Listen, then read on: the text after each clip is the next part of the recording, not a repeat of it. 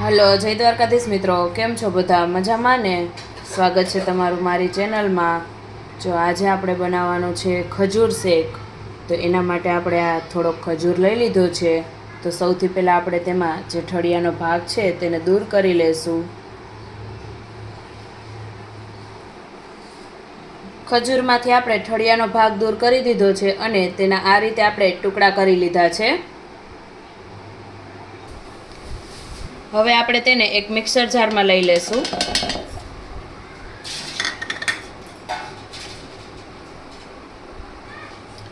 અને સાથે આપણે તેમાં થોડી કિસમિસ એડ કરી દઈશું. હવે આપણે તેમાં એડ કરવાનું છે દૂધ.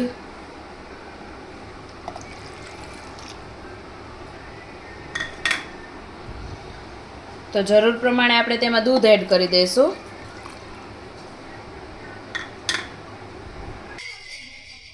ત્યાર પછી હવે આપણે તેમાં એડ કરી દઈશું ખાંડ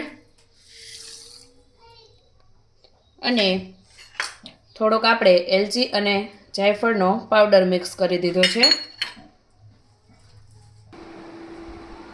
અને હવે આપણે તેને મિક્સરમાં ક્રશ કરી લેશું.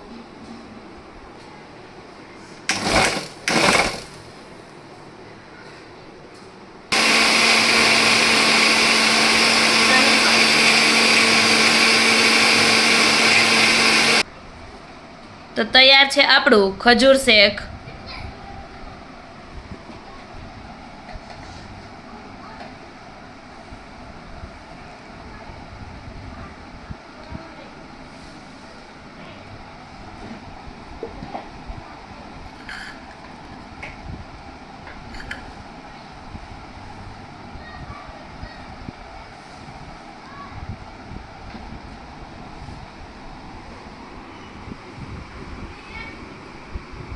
વધારે આમાં તમે અંદર બદામ પછી બીજા કોઈ ફ્રૂટ એડ કરવા હોય તો તમારી ટેસ્ટ પ્રમાણે તમે કરી શકો છો.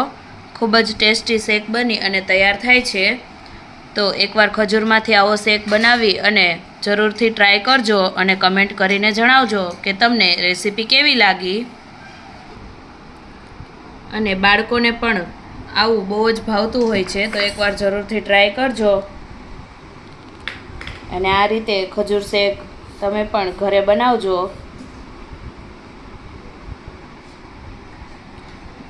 વિડીયો ગમે તો લાઈક કરજો, શેર કરજો અને ચેનલમાં નવા હોય તો સબસ્ક્રાઈબ કરવાનું ના ભૂલતા. અને આવા અવનવા ગુજરાતી વાનગીઓના વિડીયો જોવા માટે એકવાર અમારી ચેનલની અવશ્ય મુલાકાત લેજો.